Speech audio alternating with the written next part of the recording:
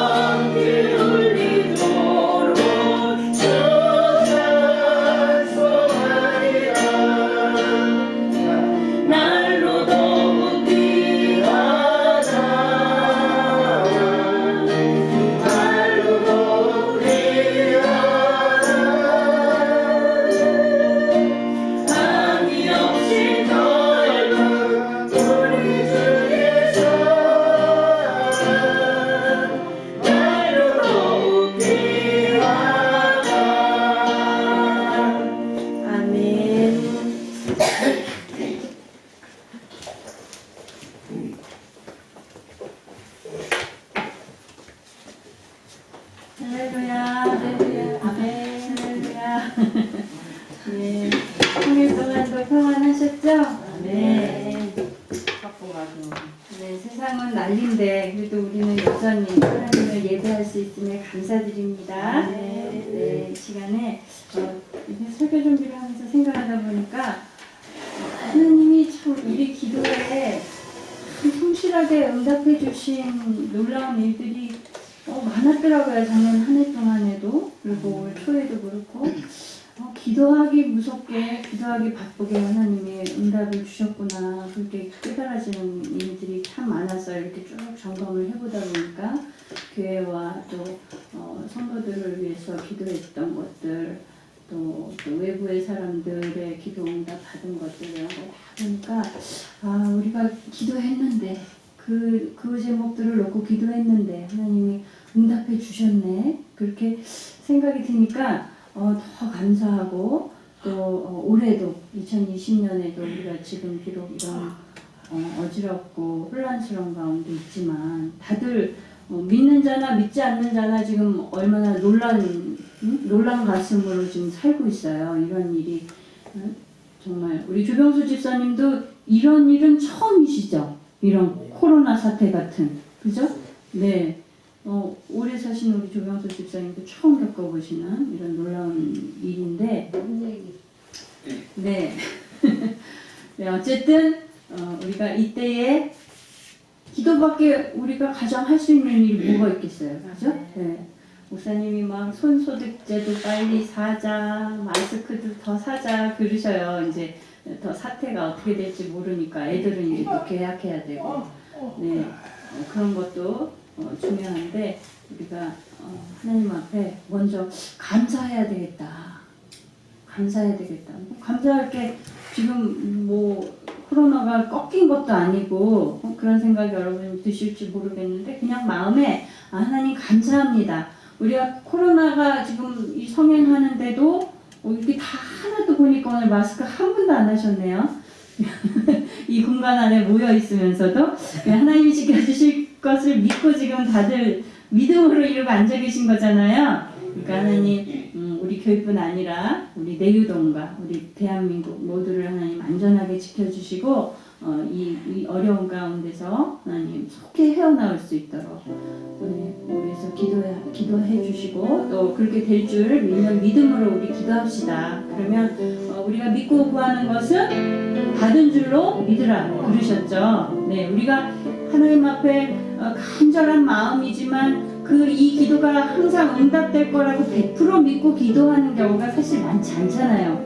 그럼에도 하나님이 다 응답해 주셨더라고요. 다만 이제 아직 하나님의 뜻에 아직 그 시기가 되지 않은, 응답이 아직 내려오지 않은 것들도 있지만, 그러나 그것들도 하나님의 방법으로 이루어 주실 줄 믿습니다. 오늘 이 어려운 문제들을 우리나라와 우리 교회와 이 세계 곳곳에서 하나님을 다시금 찾고, 하나님을 전능하신 하나님을 두렵고 떨림으로 다시 한번 기억할 수 있는 그런 시간 되게 해주시고, 이까지 이 코로나 같은 거 우리가 담대하게 다 이겨버리고 하나님의 영광을 드러낼 수 있도록 도와주세요. 이럴 때 믿는 사람들의 그 담대한 믿음이 나타나야 되지 않겠어요? 네, 우리 위에서 통성으로 기도하시고, 또 연약한 우리 지체들을 위해서 기도해 주시고 예배를 위해서 기도하겠습니다. 전능하신 하나님 아버지, 하나님 우리의 간구하는 것을 들으시며 응답하시며 아버지 우리에게 주기를 기뻐하시는 하나님이신 것을 저희들이 믿습니다. 오늘도 믿음으로 저희가 나아왔습니다. 아버지, 많은 이들이 두려움에 떨며 이 코로나에 아버지 이 병마에 무서워 떨며 아버지 벌벌 떨며 나아오지 못하는 이때에도 우리는 아버지 그것들과 상관없이 우리를 다스리시며 통치하시는 나의 하나님, 나의 아버지를 찾아 이렇게 주의 전에 나아왔습니다. 우리 가운데 이러한 믿음을 주심에 감사합니다. 또한 이것을 이길 수 있는 힘과 능력과 건강도 주실 것을 믿습니다. 아버지, 그리하지 아니하실지라도 우리는 온전히 하나님을 의뢰하며 하나님께 예배하기를 작정하여서 저희들이 나아왔사오니 우리 가운데 주의 은혜를 부어주옵소서.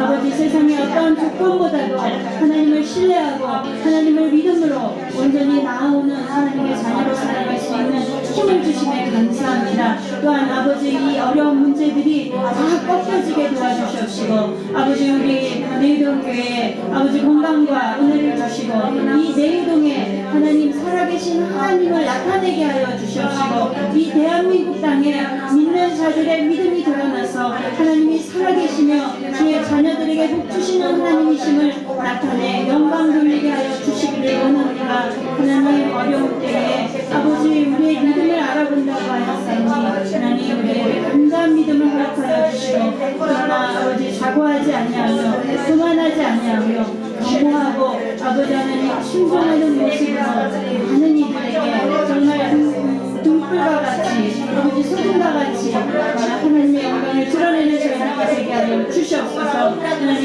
오늘 함께하지 못하는 하나님의 지체들을 기억하여 주시고, 연약한 중에도 아버지 믿음으로 강고해서 갈 수 있도록 도와주시며, 우리의 약함조차도 하나님의 영광을 돌릴 수 있는 믿음으로 붙잡아 주시옵소서. 오늘 예배 가운데 주여 함께하시고 오직 주의 허락하신 귀한 말씀만 선포되게 하시며 우리에게 들을 수 있는 귀를 열어 주셔서 주의 영광을 드러내는 자녀 되게 하여 주시옵소서. 인사드리며 예수님 이름으로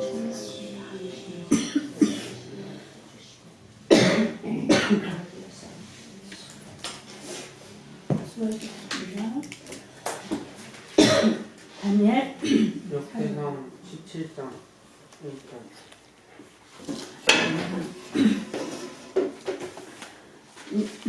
성경 봉독할 내용을 이렇게 뭐 말하는 건 별거 아니지만 그래도 긴장되죠. 오늘 몇 장이더라? 처음에는 익숙치 않아가지고 몽하다가 뭐지 그러더니 이제는 아주 딱 준비가 됐어요. 책 중에 훈련으로 되는 제자라는 책이 있어요. 이렇게 두꺼운 책인데 네, 그냥 그 제목 자체로 우리가 벌써 느껴지잖아요. 하나님이 우리가 삶 가운데서 하나님을 향해서 나아가는 그런 삶, 또 하나님을 신뢰하는 삶, 이런 것들을 우리 삶 속에서 고난을 통해서 역경을 통해서 많은 어려움을 통해서 훈련하시는 거라고 믿습니다. 우리가 그러한 어려움들이 올 때에 그것을 불평하고 좌절하기보다 힘들어하고 극복하기 어려워만 할 것이 아니라 이것을 왜 주셨는가? 분명 하나님은 우리를 사랑하시고 축복하기 원하시는데 나에게 이런 것들이 왜 주어졌는가로 이렇게 생각을 전환하면 정말 좌절을 줄 수밖에 없고 실망할 수밖에 없는 그러한 일들도 우리가 얼마든지 하나님이 주신 축복으로 변화되는 것들을 많이 체험하잖아요. 그죠? 네, 우리 다니엘 얘기로 이런 얘기가 나왔지만 우리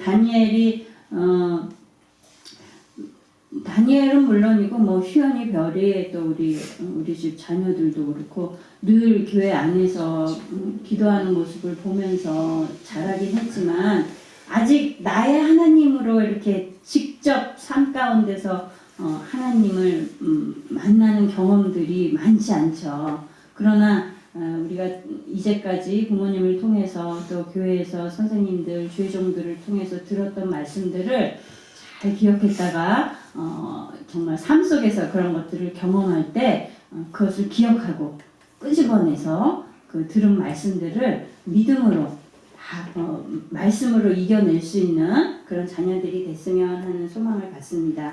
네, 우리 1절부터 15절까지 한번 교독하시겠습니다.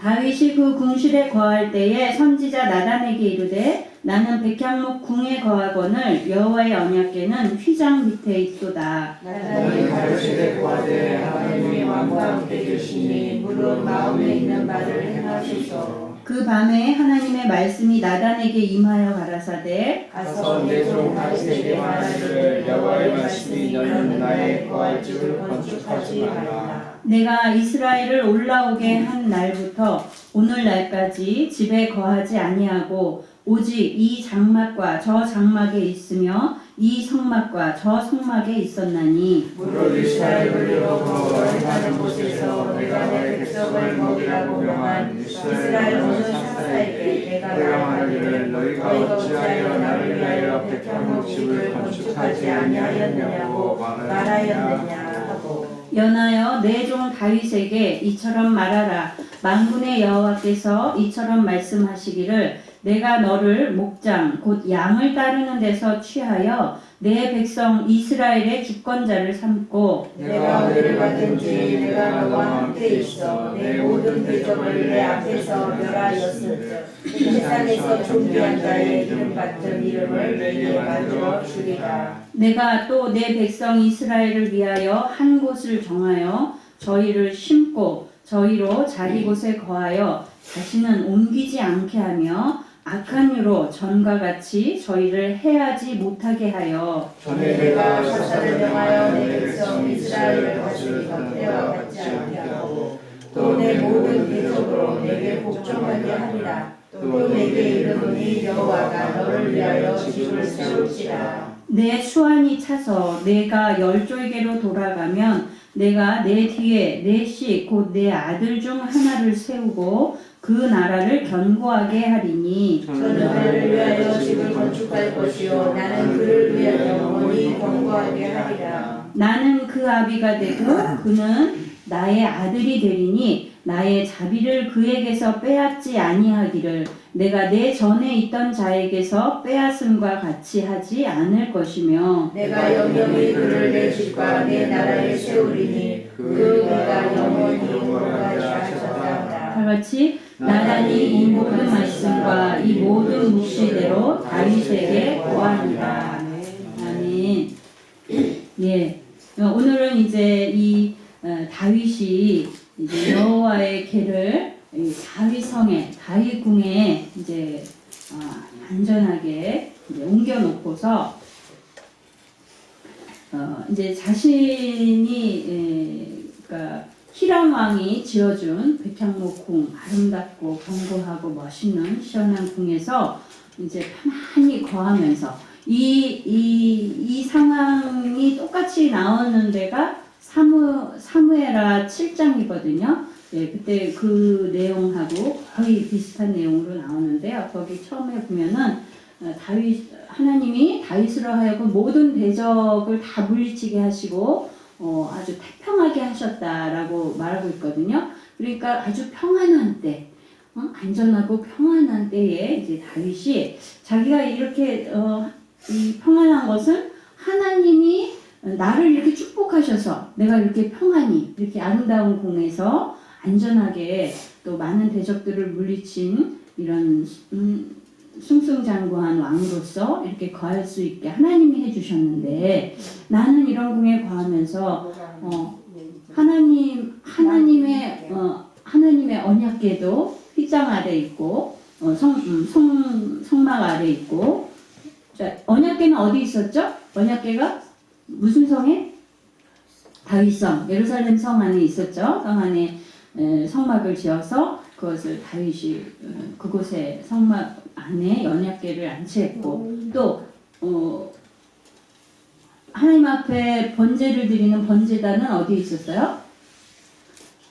기브온, 그죠? 네, 기브온에 있었어요. 이렇게 두 군데로 이렇게 나뉘어져 있고 그러니까 그것도 또 잘 지어진 견고한 집이 아니고 그냥 말하자면 텐트잖아요. 지금 언약궤도 그렇고 이 번제단도 그렇고 하나님 앞에 제사하는 이 번제단도 견고한 집이 아닌 텐트 안에 있다는 것이 다윗이 굉장히 마음에 걸렸던 거예요. 나는 여호와로 인해서 하나님이 내게 복을 주셨는데 그 내게 복을 주신 하나님의 저는 너무나도 볼품이 없이 이렇게 있구나. 그러니까 하나님 앞에 아주 송구스러운 마음으로 지금 이런 이야기를 하고 있는 거예요. 그러니까 어떻게 보면 거룩한 열심이라고도 할 수 있고 거룩한 어떤 책임감, 부담감이라고 할 수 있는 그런 마음인 거죠. 하나님의 은혜를 입은 다윗으로서는 마땅히 가질 수 있는 마음이죠. 그죠? 예. 그렇다면 뭐 다윗만 하나님의 은혜를 받은 자인가요? 우리는 그렇지 않은가요? 우리도 다 하나님의 은혜로 살아가고 있잖아요. 우리의 생명의 탄생과 죽음까지의 모든 과정 속에서 하나님이 우리를 보호하시고 이제까지 지켜주고 계시고 우리가 또한 하나님의 나라로 인도함을 받는 구원까지 허락해 주신 그 은혜를 받은 우리로서 다윗과 같은 이런 어떤 거룩한 열심, 거룩한 책임감을 가져야 되는 것이 마땅하죠.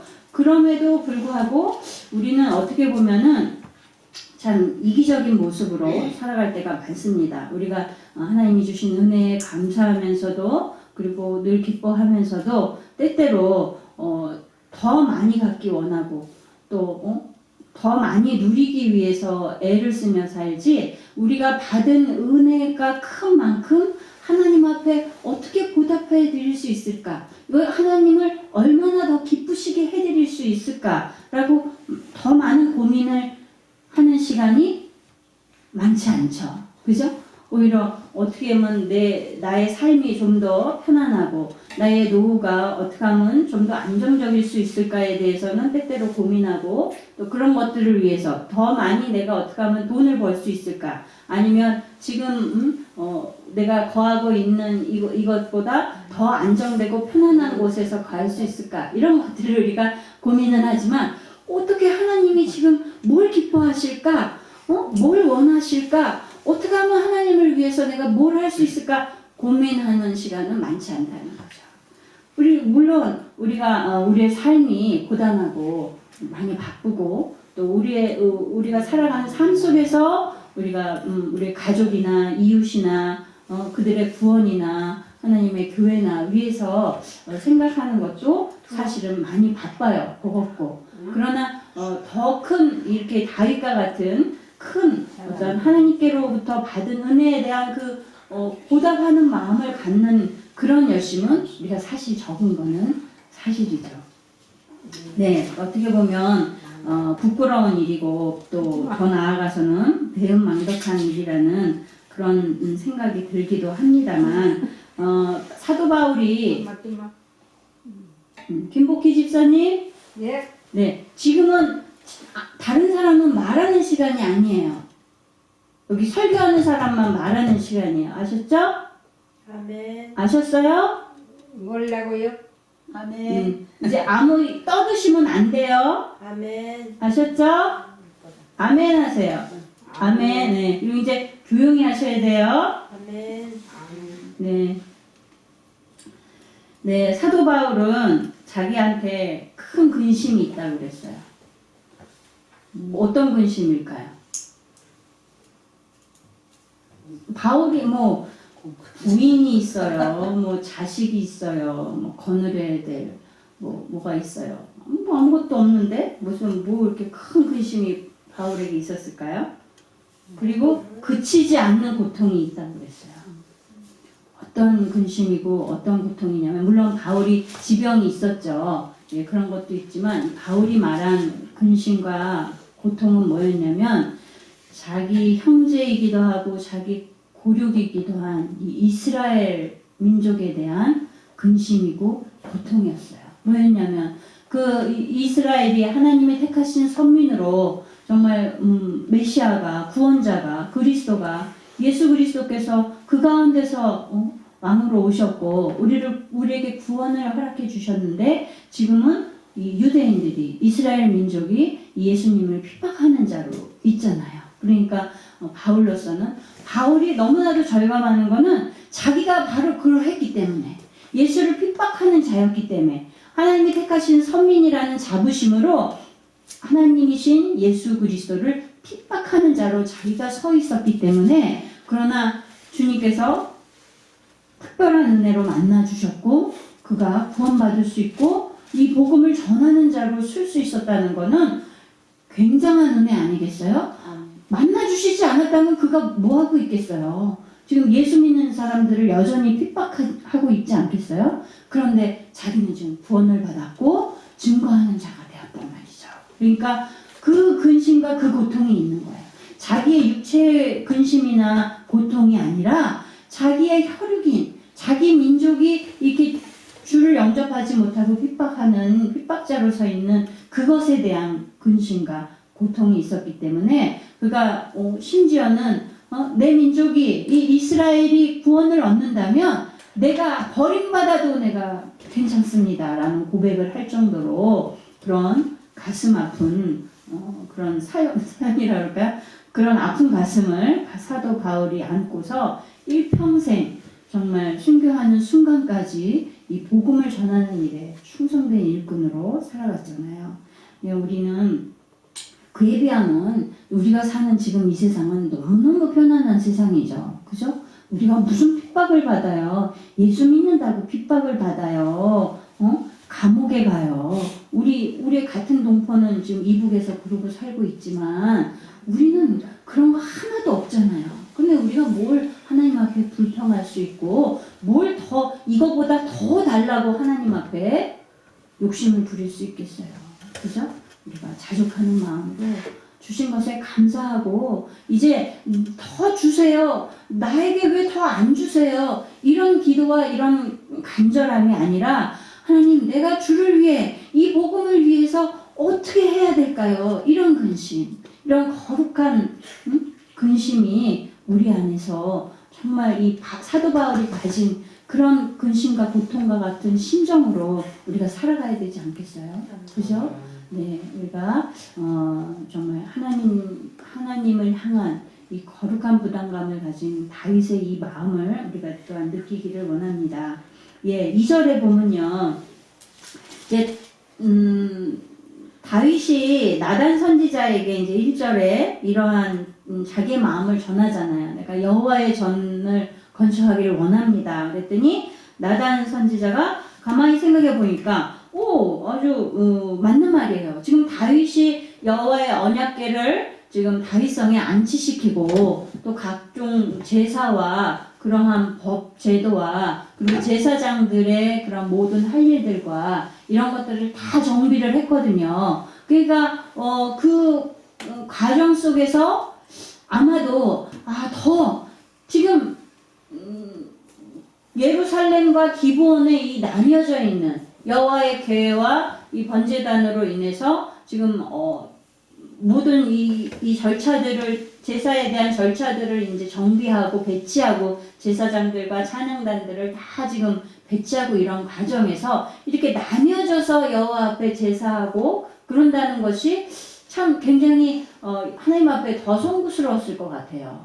그래서 하나님의 성전이 이렇게 한 곳에 일치되게 한 곳에 지어져야 되겠다라는 그런 생각을 더 그 필요성을 더욱 느꼈던 것 같아요. 그러니까 나단 선지자가 듣기에도 그래 맞아 그렇지 그거 참 맞는 말이다 이런 생각이 들지 않았겠어요?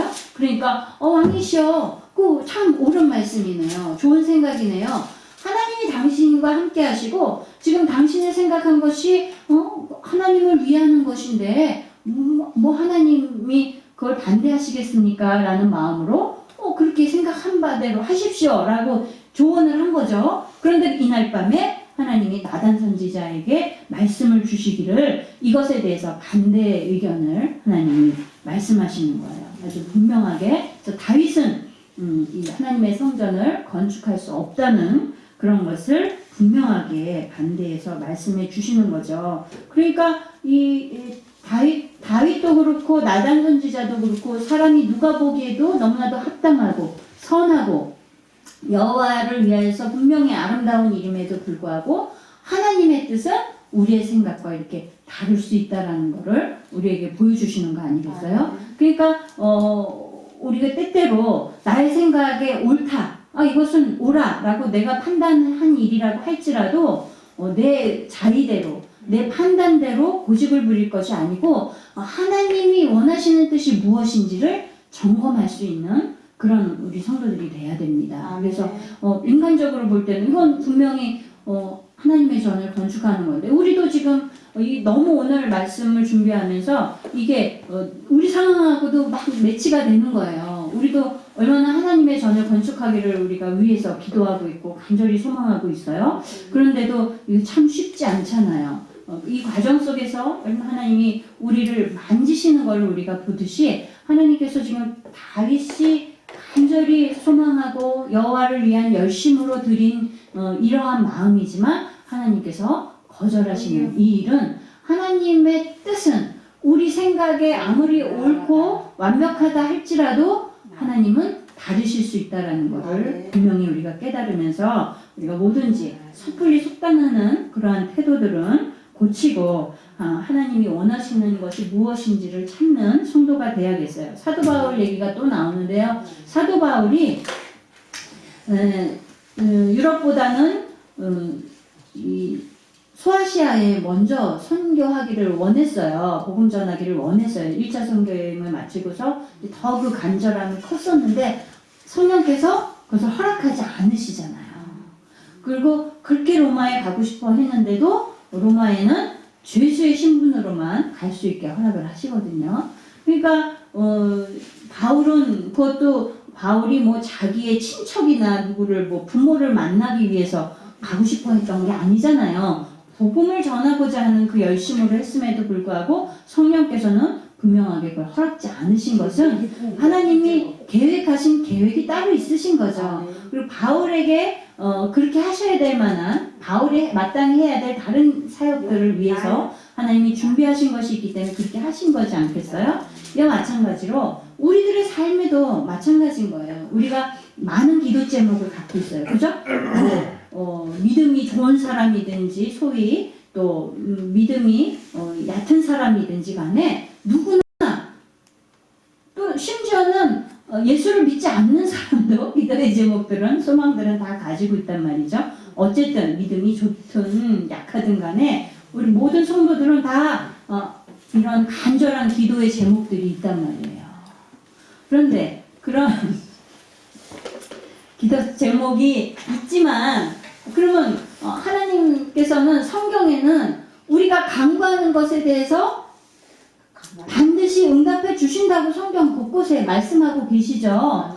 간절히 부르짖으면 응답해 주시겠다고 약속까지 하신 말씀들이 너무나 많아요. 그러면은 우리가 여러분들이 기도한 기도 제목들에 대해서 한번 점검을 해보세요. 100% 다 응답이 됐나? 그렇진 않잖아요. 그러면 성경에 말씀하신 거가 맞지 않네요. 하나님 거짓말 하셨네요. 안 이뤄주시는 것도 있구만. 이렇게 말할 수 있잖아요. 그러나 우리가 다윗의 경우를 보자고요. 다윗이 지금 하나님의 성전을 짓기를 구하였는데 하나님이 노하고 정중하게 거절하신단 말이죠. 그렇다고 해서 하나님이 다윗의 간구를 완전히 폐하거나 받아들이시지 않은 건 아니에요.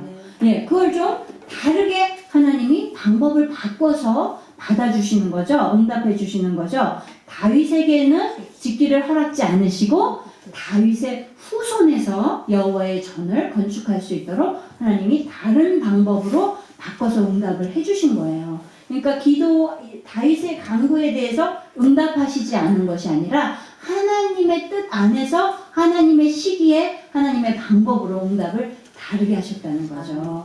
이걸 보면서 하나님이 우리의 기도 제목들에 대해서 반드시 응답을 주신다는 걸 우리가 믿어야 돼요. 그러나 하나님의 뜻이 우리의 뜻과 같지 않을 때에는 하나님이 다른 방법들로 응답을 주실 수 있다는 거죠. 그리고 때로는 하나님이 원치 아니하시는 것들에 대해서 거절하시기도 해요. 그리고 침묵하시기도 해요. 그러나 우리가 구한 것에 대해서 하나님이 응답은 주셔요. 다른 방법으로라도 우리에게 응답을 주시는 하나님이시라는 것을 우리가 믿으면서 정말 나의 원하는 대로 내가 생각한 대로 내가 원했던 방법으로 응답하시지 않는다고 해서 그것이 응답되지 않았다라고 생각하면 안 되는 거예요. 그래서 우리가 응답이 올 때까지 기도를 쉬지 않고 포기하지 않고 하나님이 응답을 주신다는 그 신뢰를 가지고 믿음으로 구하는 그런 태도들이 있어야 되겠습니다. 네, 5절에 보면요. 하나님이 이상한 말씀을 하세요. 이제 건축하지 말라 4절에 그렇게 말씀하시면서 내가 이스라엘을 올라오게 한 날부터 어디서 올라오게 하셨어요? 애굽에서부터 올라오게 하셨죠. 그러니까 출애굽하게 하신 날로부터 오늘날까지 집에 거하지 아니하고, 이건 무슨 말이에요? 오직 이 장막과 저 장막에 있으며 이 성막과 저 성막에 있었나니. 출애굽해서 광야 가운데서 광야를 지나오면서 성막이 계속해서 옮겨 다녔잖아요. 뭘 따라서? 하나님의 구름 기둥과 불 기둥을 따라서 성막이 계속해서 옮겨 다녔거든요. 그러니까 하나님이 성막이 옮기는 곳마다 하나님이 같이 옮겨 주셨다는 얘기예요. 근데 가만히 좀 어떻게 생각하면 말이 이상해요. 하나님은 어떤 분이에요? 하나님은 우리가 흔히 말하는 무소불위하신 분이라고 표현하잖아요. 그러니까 하나님은 안 계신 곳이 없고 거하시지 않는 곳이 없는 그런 분이신 거예요. 근데 하나님이 성막을 일로 가면 일로 쫓아가고 일로 가면 일로 쫓아갔다라는 지금 표현을 하나님이 하시는 거예요. 이걸 좀 우리가 생각해야 돼요. 이게 무슨 말이에요?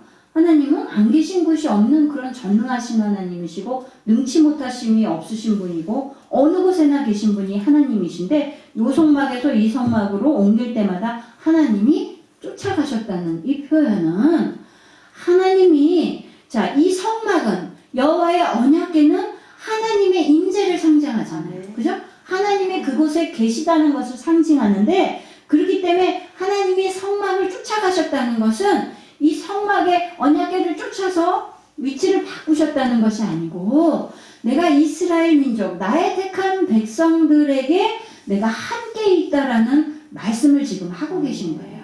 그러니까 이스라엘 백성들이 하나님을 쫓아다닌 것이 아니고 하나님이 이스라엘 백성들을 찾아서 그들 가운데 거하셨다는 얘기예요. 이게 바로 임마누엘인 거예요. 자, 하나님이 함께 하신다. 이게 임마누엘의 뜻 아니에요? 우리 예수님, 예수 그리스도가 오실 것을 천사가 고지하면서 그의 이름을 뭐라고 하라고 했어요? 임마누엘이라 하라. 무슨 말이에요? 하나님이 함께 거하신다. 바로 오늘 이 성막에서 저 성막으로 내가 너희를 쫓아다녔다 하신 그 표현이 이스라엘 백성들에게 하나님이 함께 하시고 그들에게 자신을 나타내서 보여주신 전능하신 창조주의 모습이 바로 우리 예수 그리스도라는 거죠. 예수님께서 그러니까 아주 최고 끝판왕인 거예요. 완결판인 거예요. 우리 예수 그리스도가 우리에게 오신 것이 하나님이 구약의 역사 가운데서는 이렇게 이스라엘 민족에게 친히 나타내 보여주셨어요. 왜냐하면 인간은 하나님을 알 수가 있어요? 없어요? 알 수가 없어요. 스스로는 하나님을 알 수가 없어요.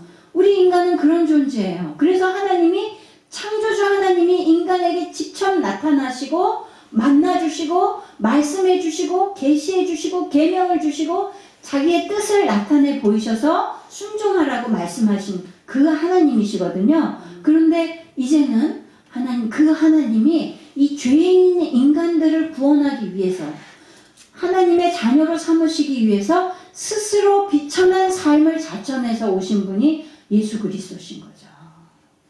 그분이 바로 임마누엘이에요. 우리 하나님은 우리를 그렇게 사랑하셔서 우리에게 자신을 최악의 모습으로 비천한 모습으로 스스로 낮추셔서 인간을 위해서 우리에게 찾아오신 하나님입니다. 이 세상에 수많은 신들이 많지만 인간을 위해서 스스로 비천한 아주 낮은 모습으로 자기를 낮추어서 인간을 찾아온 그런 신은 역사에 어디에도 없어요. 오직 하나님밖에 안 계신 거예요. 왜 그러시겠어요? 너무나도 사랑하시니까. 그죠? 네, 말하자면 눈높이 교육을 하신 거죠. 네? 스스로 우리가 하나님을 보지를 못하니까 이 죄악된 인간이 하나님을 알 수가 없으니까 하나님이 스스로 우리와 같이 낮아지셔서 우리에게 눈높이 교육으로 찾아와 주시고 예수 그리스도를 하나님이신 예수 그리스도가 우리를 위해서 스스로 이렇게 인자가 되어 주신 것입니다. 그런데 8절에 보세요. 내가 어디를 가든지 내가 너와 함께 있어 내 모든 대적을 내 앞에서 멸하였은즉. 이제까지 하나님이 다윗과 함께 하셔서 다윗이 모든 전쟁에서 승리했다는 말씀이잖아요. 그죠? 네, 세상에서 존귀한 자의 이름 같은 이름을 내게 만들어 주리라. 예, 이렇게 쭉 하시고 이러한 이게 다윗의 언약이면서 동시에 그리스도에 대한 메시아에 대한 언약들이 이렇게 쭉 펼쳐지는데요. 하나님이 이렇게 함께 하시겠다. 내 대적을 물리쳐 주시겠다. 이런 약속들을 다윗만 받은 게 아니에요. 그죠? 숱한 구약의 창세기서부터 누가 있어요? 아브라함이 있었고 모세가 특별히 있었고 또 모세의 시종 여호수아가 또 하나님이 내가 너와 함께 하리라는 그러한 말씀을 들었거든요. 그러니까 이러한 하나님이 함께 하신다. 그러니까 이걸 임마누엘의 약속이라고 불러요. 이 히브리서 우리 13장 5절 한번 찾아볼까요?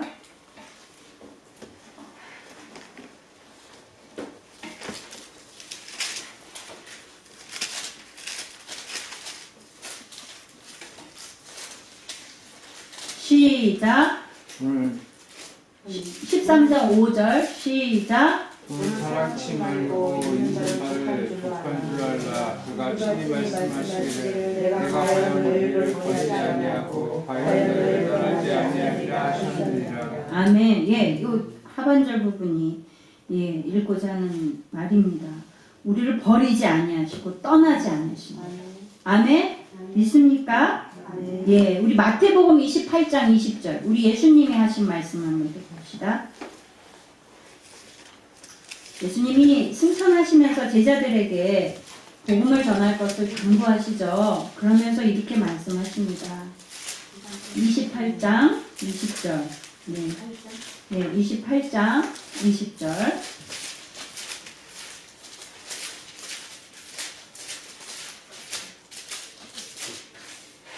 시작. 내가 너희에게 공부한 모든 것을 가르쳐 지키게 하라. 볼지어다 내가 세상 끝날까지 너희와 항상 함께 있으리라. 아멘. 아멘. 예, 이걸 우리가 믿어야 돼요. 이 임마누엘의 하나님이 우리와 함께 하신다고 약속하셨고, 예수님은 승천해서 하나님 우편에 가셨지만 누구를 보내셨어요? 보혜사 성령을 보내주셨잖아요. 그래서 우리로 이렇게 예수 그리스도를 영접하게 하시고 우리로 그 믿음을 소유하게 하시고 우리와 지금도 함께 하신단 말이에요. 그러니까 우리 안에 임마누엘 하고 계신 거죠. 그러니까 우리를 떠나지 않고 계시고 우리를 버리지 않으신단 말이에요. 근데 우리는 우리 자신을 보면 부끄러운 때가 너무나 많죠. 그죠?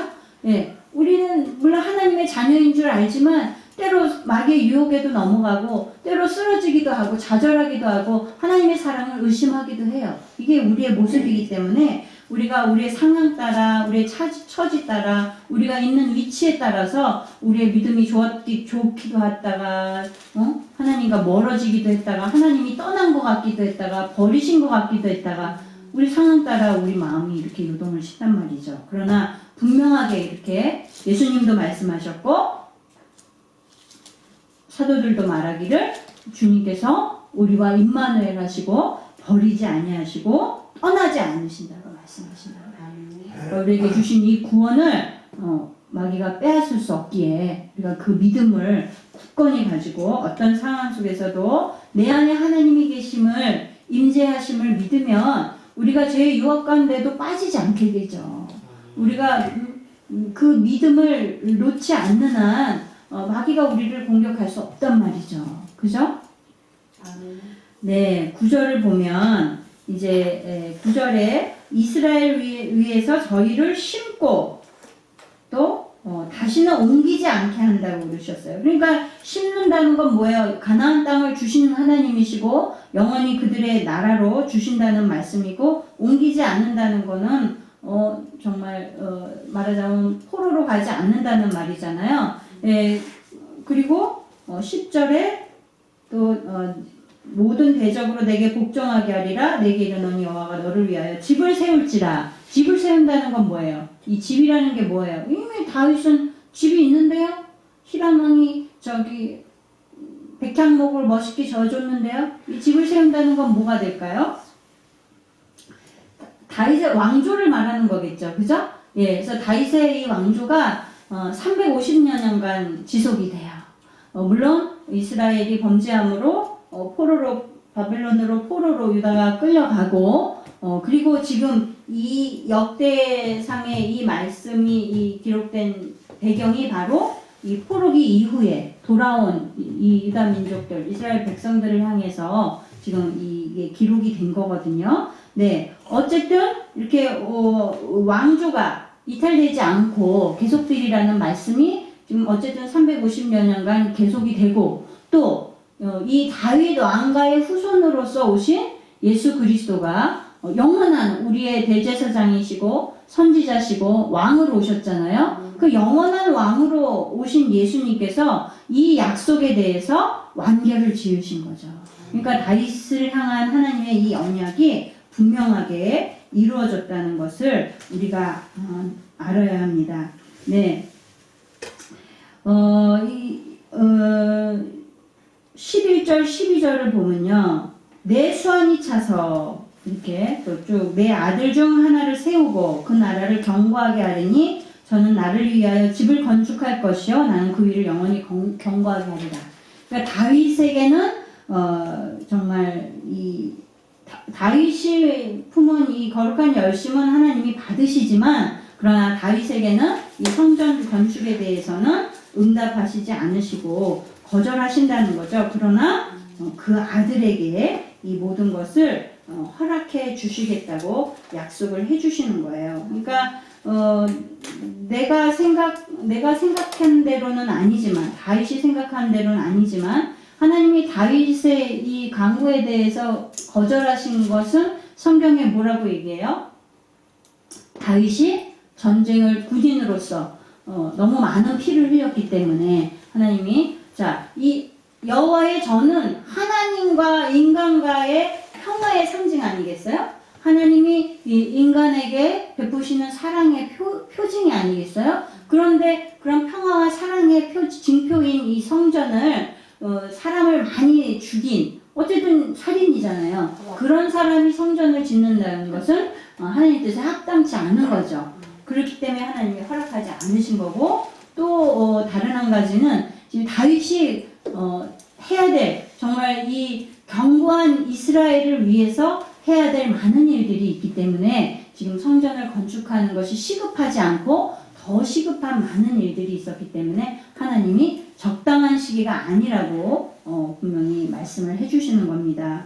예, 우리가 아까도 말씀드렸지만 우리의 기도에 하나님이 응답하실 때에는 나의 생각과 나의 원하는 시기대로 하나님이 응답하시진 않지만 이렇게 다윗에게 하신 것 같이 그의 자손에게 이것을 허락하신 것 같이 하나님의 방법대로 하나님이 정하신 때에 분명하게 올바른 방법으로 응답하신다는 것을 우리가 믿고 나의 이기적인 신앙이나 나의 고집에 하나님을 맞추는 것이 아니라 하나님의 뜻에 나를 순종하고 내 뜻을 굴복할 수 있는 그러한 자녀들이 되어져야 되겠습니다. 네, 다윗이 하나님의 전을 건축하고자 하는 마음을 품었을 때 하나님이 일단은 거절하셨지만 그의 열심만은 크게 인정을 해주신 거예요. 그게 바로 이 다윗에게 허락하신 다윗 언약이 바로 그 증표 아니겠어요? 그래서 그의 왕권을 보장해 주셨고 그의 후손에서 메시아가 오실 것을 이 다윗 언약을 그에게 수여해 주신 겁니다. 그러니까 하나님이 우리에게 기도 응답을 주시지 않을지라도 우리의 열심에 대해서 하나님을 향한 그 충성에 대해서는 하나님이 분명하게 아시고 보답해 주시고 우리가 한 거는 이만큼인데 다윗이 지금 성전을 지어드린 것도 아닌데 지금 이 놀라운 언약을 주시잖아요.